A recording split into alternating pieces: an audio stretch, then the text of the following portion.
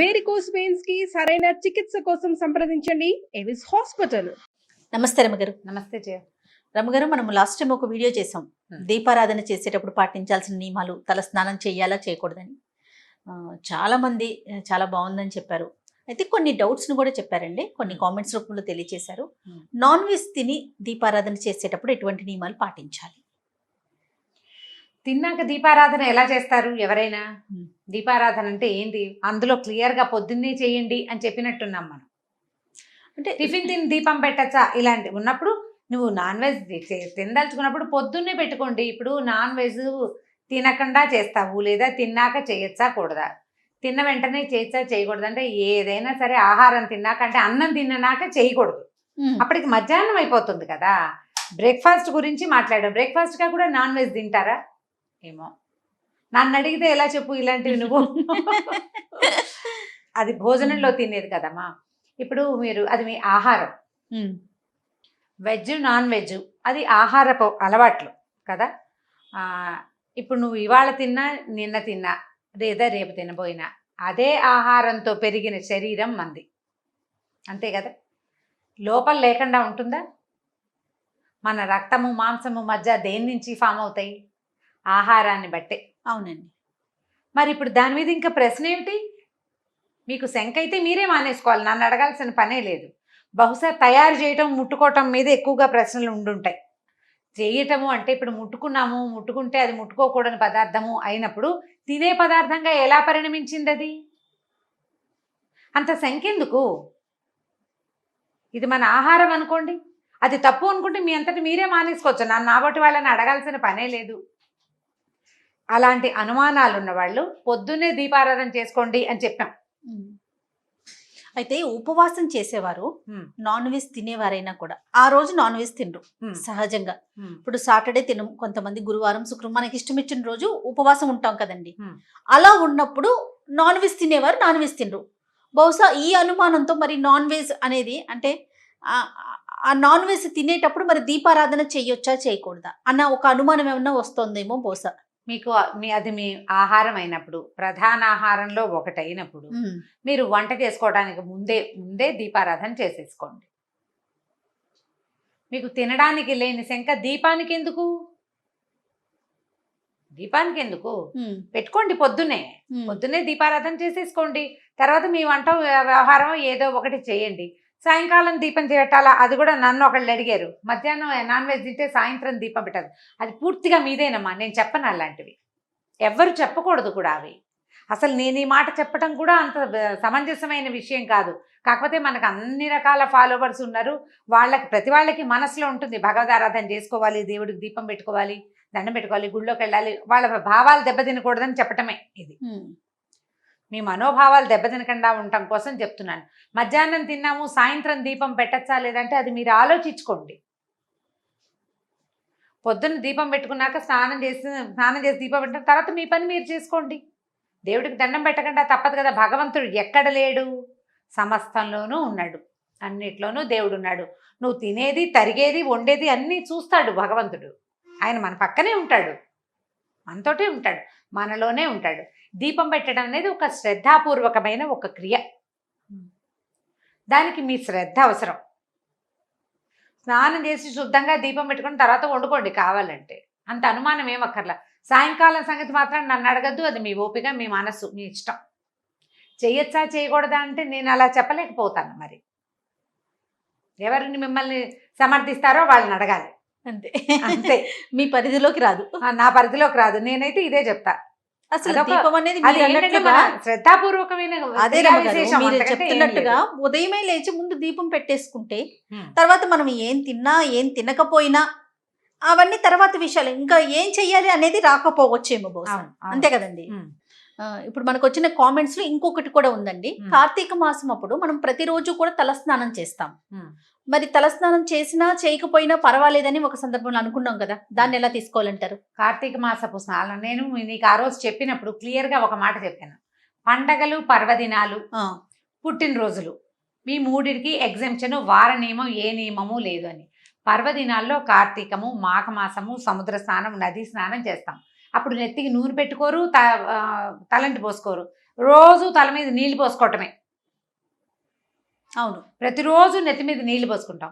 ఆ రోజుల్లో అలా చెప్పబడింది కాబట్టి అది చేయాలి. మీరు నిత్య పూజ గురించి అడిగారు. నేను రోజువారీ పూజకి క్యాజువల్గా చేయవలసిన విధానం సంగతే చెప్పాను. పర్వదినాలకి ఎగ్జామ్షన్ అని అవాళ చెప్పాను. ఆ పర్వదినాలంటే 1-2 డేస్ అనుకుంటున్నారేమో, కాదు. కార్తీక మాఘమాసాలు, మార్గశిర మాసంలో ప్రత్యేకంగా రోజు స్నానం చేయాలని చెప్పబడిన నదీ స్నానాలకి వాటికి నియమం లేదు, రోజు చేయటమే. అదే కాదు, ఏకాదశి ద్వాదశికి ఏకాదశి నాడు తెలియక తలస్నానం చేసినా ద్వాదశి నాడు తెలిసి కూడా చేయకూడదంటారు. తెలియక ఏకాదశి నాడు చేసినా కూడా తెలిసి తెలియక కూడా ద్వాదశి నాడు చేయకూడదు. ఏకాదశి నాడు తల అంటుకోకూడదు, ఒట్టి తల స్నానమే చేయాలి. నీకు తిథి నియమాలు అవన్నీ ఎవరికి పాటింపు? రోజు తిథి చూసుకునే వాళ్ళకి. ప్రతి వాళ్ళు దీపారాధన దేవుడికి దీపం పెట్టి ఆఫీసులకు పరిగెత్తే వాళ్ళు తిథులు ఎవరు చూసుకుంటారు? చూసుకోం కదా, అంత తిథులు అవసరం ఉండదు కదా. నిత్యము తిథితోటి కనుక చెప్పుకునే వాళ్ళకి నేను చెప్పక్కర్లేదు. అసలు నిత్యము తిథి చూసి తిథివార నక్షత్రాల ప్రకారం పూజా విధానం చేసుకునే వాళ్ళకి ఎవ్వరూ చెప్పక్కర్లా, వాళ్ళ విధానం వాళ్ళకి ప్రత్యేకంగానే ఉంటుంది. అయితే కార్తీకము, మాఘమాసం, మార్గశిర మాసాలు, తర్వాత ఈ వైశాఖ మాసంలో ఇలా స్నానాలు చేసేటప్పుడు వన్స్ ఇన్ ఏ వైల్ అయినా కుంకుడుకాయ పెట్టి రుద్దుకోకపోతే జుట్టు ఉండదు. అవును. అలాంటప్పుడు ఏం చేస్తారంటే తల అంటుకోకుండా ఏం చేస్తారు, సాయంకాలం పొద్దున్న స్నానం చేస్తారా, సాయంత్రం కొద్దిగా నెత్తికి చమురు పెట్టుకుంటారు. చాలా మందికి పొడి జుట్టు ఉంటే తలకాయ నొప్పి వస్తుంది నూనె లేకపోతే. పొద్దున ఆ నిన్నటి నూనెని రుద్దుకోవచ్చు, తల రుద్దేసుకోవచ్చు. మనకి తల అంటే పొద్దున్నే అంత నూనె పెట్టించుకుని తలకి బాగా నూనె రాసుకుని ఒంటికి నలుగు పెట్టుకుని స్నానం చేయకూడదు. అది సౌందర్యం కోసము వాటి కోసము ప్రయత్నించకూడదు. కాబట్టి ఆ రోజుల్లో చెయ్యరు. మనమే కార్తీక పురాణం, మాఘ పురాణం చేసినప్పుడు నిత్య స్నానం అవసరము అని చెప్పబడింది క్లియర్గా. అవును. ఆ రోజులకి దీనికి సంబంధం లేదు. ఇది నిత్య పూజ కోసం చేసేదే. ఇది తిని చేయొచ్చా, తినకుండా చేయాలా, అవన్నీ కూడా ఏంటంటే మన అవగాహనని బట్టి. పొద్దున్నే దీపం పెట్టేసుకోండి. తర్వాత మీరు ఎక్కడికైనా వెళ్ళినా ఏదైనా చేసినా పెద్ద తప్పు ఉండదు. అక్కడి నుంచి వచ్చాక చేయాలంటే కొంచెం ఇబ్బంది. మళ్ళీ మనం దీపారాధన అవి అపరాహ్నాలు మిట్ట మధ్యాహ్నాలు చేయండి, పొద్దున్న చేసుకుంటాము. ఏదైనా ఇబ్బంది ఉంటే సాయంకాల దీపారాధన మానుకుంటే సరిపోతుంది. ఆ ఒక రోజుకి. అవును. ఆ ఒకరోజు మానేస్తే సరిపోతుంది. అగరవత్తులు వెలిగించుకోవచ్చు, దేవుడికి ఒక దండం పెట్టుకోవటము, దీపారాధన చేయటము అనేది ఒక అలవాటు అంతే. సో పుట్టినరోజులు, పర్వదినాల్లో మనం పట్టించుకోకూడదు ఆ రోజులు. వారాల పట్టింపులు అవి ఏమీ లేవు. పుట్టినరోజు అయితే మొన్న వాళ్ళు కూడా అడిగారు, నువ్వు కూడా నీ డౌట్ కూడా అదే, పుట్టిన వారం నాడు తలంటి పోసుకోకూడదు అని అనేది విన్నాను నేను. కొన్ని ప్రాంతాల్లో ఉంది జయ. నేను ఒక మాట చెప్తాను ఈ సందర్భంగా, ఈ మాట చెప్పచ్చు. ఇదివరకు 10, 12, 14 మంది పిల్లలు ఉండేవాళ్ళు, 8 మంది, 7 మంది, 6 మంది కూడా ఉండేవాళ్ళు. ఆ రోజుల్లో అసలు వారాలకి, పుట్టిన దినాలకి వాటికి ప్రాముఖ్యతే ఉండేది కాదు. డేట్లు కూడా జ్ఞాపకం పెట్టుకునేవాళ్ళు కాదు జయ. అయి ఉండొచ్చు. ఇప్పుడు మనకి 2, 3 ఉంటే మన పిల్లాడు ఏ రోజు పుట్టాడనేది ఒక క్లారిటీ ఉంటుంది. చాలా మంది సంతానం ఉన్న చోట, ఏ వెసులుబాటు లేని చోట అసలు జ్ఞాపకాలే ఉండవు. మనం పుట్టిన వారం మనకు ఎలా గుర్తుంటుంది? మన పెద్దవాళ్ళు చెప్తేనే కదా. ఎవరైనా చెప్పాలి, ఆ మొదటి నుంచి జ్ఞప్తి పెట్టుకోవాలి. 7-8 మంది సంతానం ఉండి బతుకు కోసం పోరాటం సాగించే క్రమంలో ఈ గోల జ్ఞాపకం ఉండదు, ఎవరికి ఈ విషయం గుర్తుండదు. మనకి ఇప్పుడు తక్కువ మంది సంతానం ఉన్నారు, మనం అది కొంచెం జ్ఞాపకం ఉంచుకోగలం. కానీ అది అన్ని ప్రాంతాల్లోనూ లేదు, మా వైపు లేదు. నువ్వు మహేష్ ఇద్దరు చెప్పారు. మాకు చెప్తారండి, ఏ రోజు అయితే పుడతారో ఆ రోజు తలస్నానం చేయకూడదు అని చెప్తారు. అదే పుట్టినరోజున తలస్నానం చేయకూడదు, ఆ వారం నాడు పనికిరాదు అని. ఇప్పుడు శుక్రవారం పుట్టామనుకుందాం, మనం ప్రతి వారం శుక్రవారం తలస్నానం చేయకూడదు అంటారు. అట్లా నాకు తెలియదు ఆ నియమం. గ్రామీణ ప్రాంతాలను బట్టి ఆ ప్రాంతంలో ఉండుండొచ్చు, ఆ ప్రాంతంలో ఉండుండొచ్చు. ఏ ప్రాంతంలో అలాంటి నియమం ఉందో మీరు నిరభ్యంతరంగా మీ నియమాన్ని పాటించుకోవాలి, మీ ప్రాంతాన్ని బట్టి. మనం ఎప్పుడు అదే చెప్పుకుంటామా, మన ఇంట్లో ఏది ఉందో అది పాటించాలి. మన పెద్దమ్మ, అమ్మమ్మ చెప్తారనుకోండి, నువ్వు శుక్రవారం పుట్టేవమ్మాయి, శుక్రవారం నీళ్ళు పోసుకోకూడదు, నో అనిపించుకుని చేయకూడదు జయ ఎప్పుడు. అది బయట వాళ్ళు రోడ్డు మీద జనాలు కాదు, మన ఇంట్లో గనక మన అమ్మో, మన పెద్దమ్మో, మన అమ్మమ్మో, మన అత్తగారో ఇది చేయకూడదు అని చెప్తే అది చెయ్యొద్దు. ఎందుకో తెలుసా, చెప్తా చూడు. ఇప్పుడు ఒకవేళ చేసామనుకో, ఏదైనా చిన్న ప్రమాదం అవ్వగానే మన శంక ఎక్కడికి వెళ్తుంది, వాళ్ళు వద్దన్నా చేసామని మనకు భయం వేస్తూ ఉంటుంది. ఆ భయం వేసే పనులకి వెళ్ళకూడదు అసలు. ఎందుకు వెళ్ళాలి? వద్దని పెంచుకున్న పని చెయ్యొద్దు. ఇప్పుడు మామూలు వద్దంటే ఇవాళ బయటకు వెళ్ళద్దు, లేదా అన్నం తినద్దు, ఈ పని చేయద్దు, చిన్నవి కాదు. ఇలాంటివి ఆ, నమ్మకాలు తీవ్రంగా ఉన్న విషయాలలో, అంటే భావాలు దెబ్బతినే వ్యవహారాల్లో అవును. ఆ పని చేయకూడదు. అప్పుడు ఎదుటివారు హట్ అవరు, ఆ, మనకి అనుమానం ఉండదు. అనుమానం ఉంటుంది, భయం లేకుండా ఉంటుంది. అవునండి, అవును. ఈజీగా ఈ 2 మార్గాలు ఆలోచించండి అమ్మా. తలస్నానాలు ఒక ఆవిడ నిన్న ఫోన్ చేయించారు కూడా నాకు. 30 ఏళ్ళ నుంచి రోజు తలస్నానం చేసే అలవాటు ఆవిడకి. ఆహా. రోజు చేయక్కర్లేదు అని నేను చెప్పాను కదా, ఆవిడకి అనుమానంగా ఉంది. అమ్మ, నిత్యము తలస్నానం చేసే అలవాట్లు ఉన్నవాళ్ళు మీ దారిని మీరు చేసుకోండి. అంతే.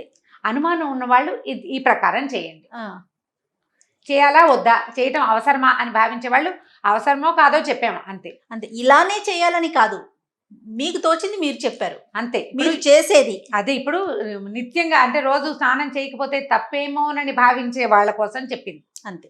చేయాల్సిందేనని నియమం లేదు. మీకు అలవాటు ఉంటే అలవాటు ప్రకారం చేసేయండి. కొత్తగా వచ్చే చెడేమిది, 30 ఏళ్ళ నుంచి లేని చెడు ఇవాళ కొత్తగా వస్తుందా? ఇంకొకళ్ళు కూడా అడిగారు నన్ను, కేరళ వాళ్ళు రోజు స్నానం చేస్తారు కదండి, వాళ్ళ ప్రాంతం వేరు మన ప్రాంతం వేరు.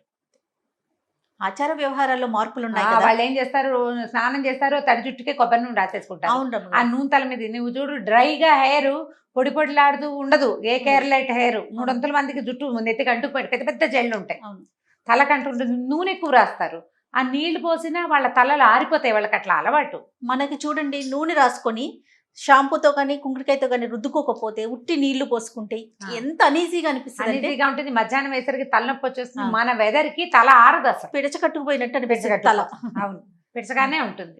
వాళ్ళ అలవాట్లు వాళ్ళవి, మనవి కూడా. ఇప్పుడు నేను చెప్పే పాయింట్ కూడా మన ఇంట్లో ఉన్న పద్ధతి, మన వాళ్ళంతా ఆచరించే పద్ధతి, లేదా మనం ఎవరిని ఫాలో అవుతామో వాళ్ళు చెప్పిన పద్ధతి, దాని ప్రకారం వెళ్ళిపోండి. భయం ఉండదమ్మా, అంతే.